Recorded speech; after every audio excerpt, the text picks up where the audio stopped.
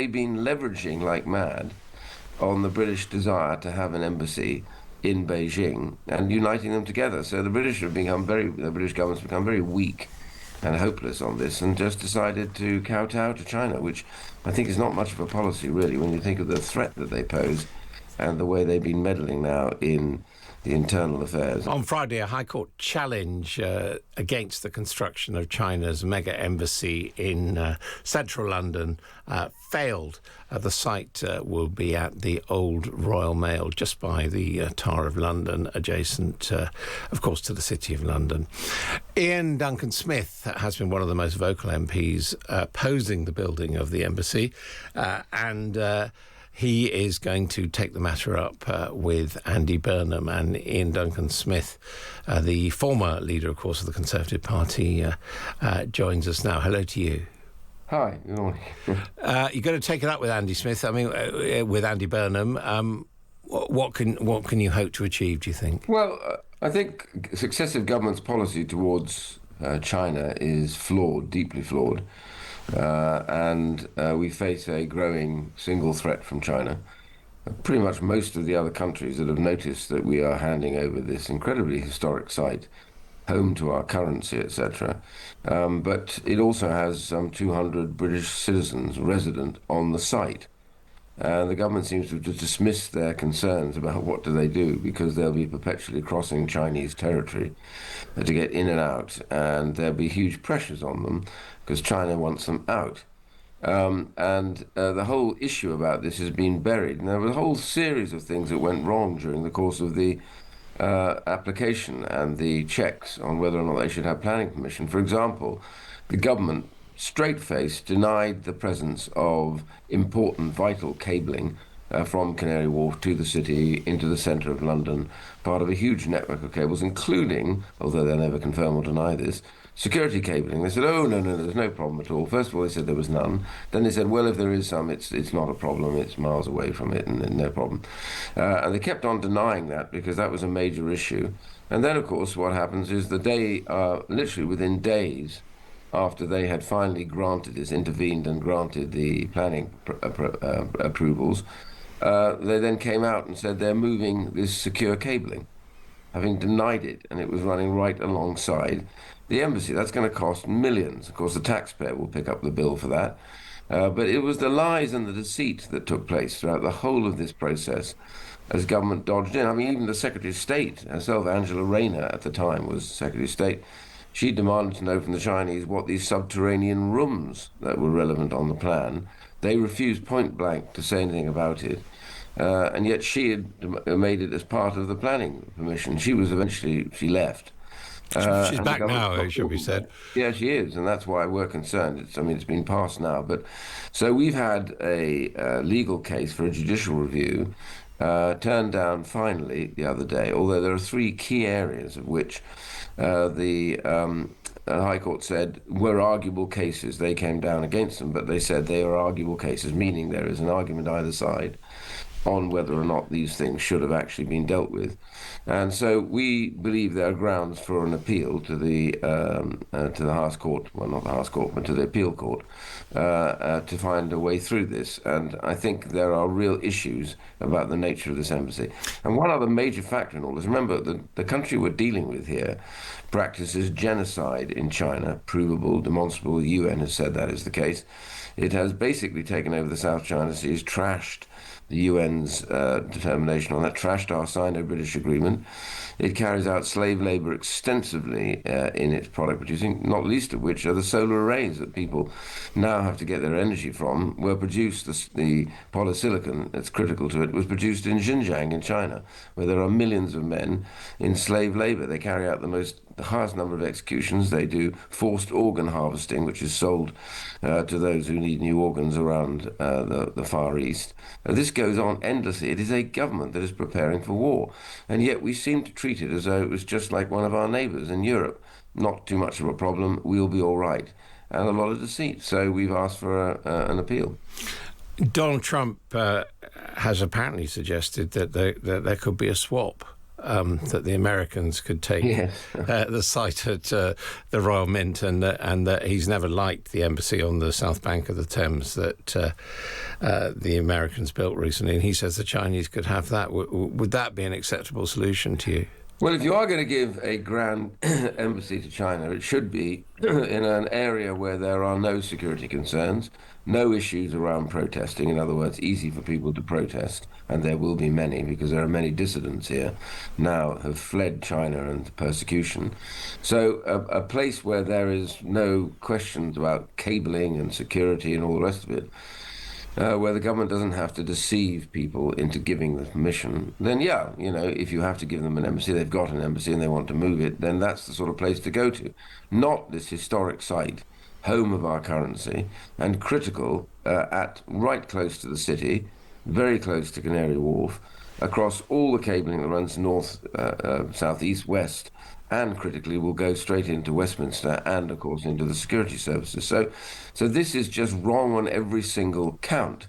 But the government is determined to ride it through because the Chinese love the idea of this impressive building and the most impressive site, really denoting a kind of capture of the UK's economy by the Chinese, who are basically dumping their goods on us, and we won't have any manufacturing left. We won't have any manufacturing in the car industry left by the time they're finished dumping their subsidized slave-made products on us all. So all of this is, I'm afraid, a reason why I was very disappointed that the courts refused really to overrule the government. We're giving them a second chance in appealing, and there is a good reason for these appeals. As you know, around the world, countries exchange prestige locations for embassies. We have a number of prestigious embassies abroad, and we want to improve our facilities, I believe, in Beijing.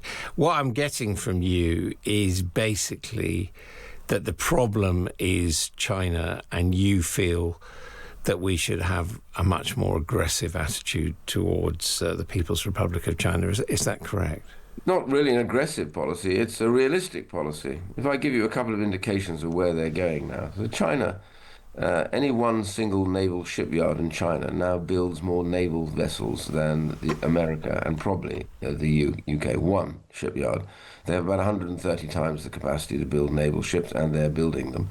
They're increasing their armed forces. They're spending massively in missile production and in technology. And bear in mind, they are the leader of a group of totalitarian states, including North Korea, Iran. They've been supporting Iran throughout all of this, Also, we believe now with satellite information, which is why some of the Iranian missiles are more accurately targeted this time round.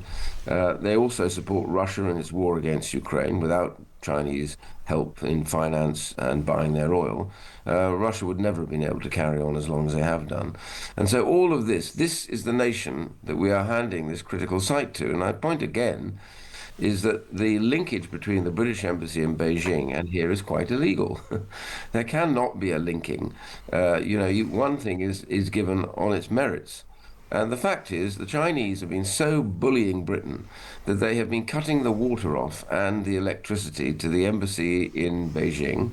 They have been saying that no repairs, and certainly they cannot move, they cannot build a new embassy, until the embassy in London, this embassy, is agreed by the British. So they've been leveraging like mad on the British desire to have an embassy in Beijing and uniting them together. So the British government's become very weak and hopeless on this, and just decided to kowtow to China, which I think is not much of a policy really when you think of the threat that they pose and the way they've been meddling now in the internal affairs. And by the way, every time China has got a bigger embassy in Europe or wherever, transnational repression dramatically increases. They hunt down all of their dissidents, they threaten their families, they rearrest them, they behave illegally with the Chinese police stations, which are not allowed, and nothing has happened about it. This goes on. The UK is becoming a really rather pathetic specimen when it comes to any kind of backbone in dealing with totalitarian states. God, my parents' generation would turn in their graves to look at how weak we've become and pathetic. While I'm speaking to you, I wonder if I could ask you about a couple of other sort of issues of British politics. Sunday Times again has concerning stories about Nigel Farage and the financing of Reform UK, saying that Nigel Farage struck a deal to return as leader long before the election, obviously the crucial period for declaring financial arrangements. What do you make of what we're discovering about the financing of Reform UK? And of course, there's that $5 million donation from a cryptocurrency billionaire. There is a system in Parliament to look into all of that, and I believe that is taking place. I mean, I can't second guess whether this is right, wrong, or in any way false. But the reality is that we all have to declare anything above certain value and to make sure that, therefore, anything we do outside, I mean, I'm endlessly having to, anytime I write an article, I have to declare whether they paid me for it or not. And so the reality is that system is there. I think they were told about how this should be when they came in. All MPs are. Now, sometimes it's complex. I understand that. Sometimes you have to seek advice about it. But all I would say is I don't know much about this other than that if he was meant to declare, he should have declared. And if he didn't mean, if he wasn't meant to declare, then hopefully that will be established quickly. But the speculation about this, I think, is, it could have been cleared up a long time ago if he'd gone to them and said, should I declare this or should I not declare this, and whether or not this is relevant. So all these things, I'm afraid, are down to failing the system. So the system itself is set up, and whether we like it or not, it's there to do the job of figuring out whether he got this wrong or whether he deliberately deceived the committee. In the recent by-election in Manchester for the Greater Manchester Mayor, Conservatives came fifth, actually, behind both Reform UK and Restore Britain. How can the Conservatives get back on top as the main party of the right?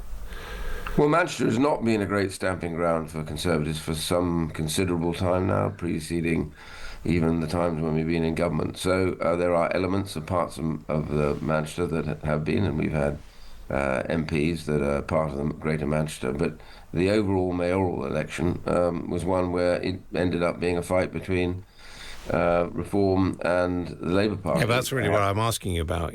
How can you get back on top of Reform UK and possibly Restore as well?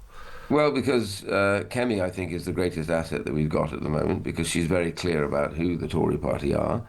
And at the same time, that message has got to get out. It's much more difficult when you're in opposition. I know when I was leader, it's very difficult to get your message out when the government soaks up most of the airwaves. And there are now more parties involved, all of them arguing in different directions for different things. So it's a difficulty. We came from a terrible result a couple of years ago, and it takes time to rebuild that reputation and the idea that somehow we can be trusted. So she's doing that at the moment. Her own personal ratings are remarkably high, just behind Burnham, not above everybody else. But the party itself lost the trust last time round, and we have to show that on things like migration, on taxation and on net zero, the majority of the public are in the same place as us, and that is what she is doing at the moment. So this election for mayor was never going to be one that we had a chance of winning, but hopefully in the next year or two we'll have rebuilt the reputation for straight talking and for fairness. I mean, after all, you just asked me a question about Farage and about their dealings and financial dealings. I mean, these are the sort of things that chip away eventually at people's trust in parties, and I hope and believe that Kemi is restoring ours. Do you think it's the right thing to exclude so-called One Nation Conservatives from standing as candidates? Well, she's not excluding people who are One Nation. Well, Grant Shapps is an example. Well, I think it's about what they say and what they do to support the party. That's the main part that she's after. I mean, I've had conversations with Kemi about this. It's being misinterpreted as being a crackdown on somebody that has slightly softer views or different views. That's not the case. It's whether or not people spend their time attacking the party in opposition, whether or not they've made an effort to help support others who are fighting elections, and whether they believe that their job in life now is to get behind Kemi Badenoch and give her all the support they can, and not try and use this as a sixth form debating exercise to decide whether policies she agrees or doesn't agree are right or wrong. I mean, she was elected as leader. She's got to get on and lead. And I would say to everybody that wants to stand again, recognise that our job now is to put our shoulder to the wheel and give her every chance we can of leading us back into government, which I believe she would make the best Prime Minister, the toughest Prime Minister, and the one closest to Margaret Thatcher that I've seen since I've been here. Iain Duncan Smith, thank you very much indeed for joining us here on Times Radio.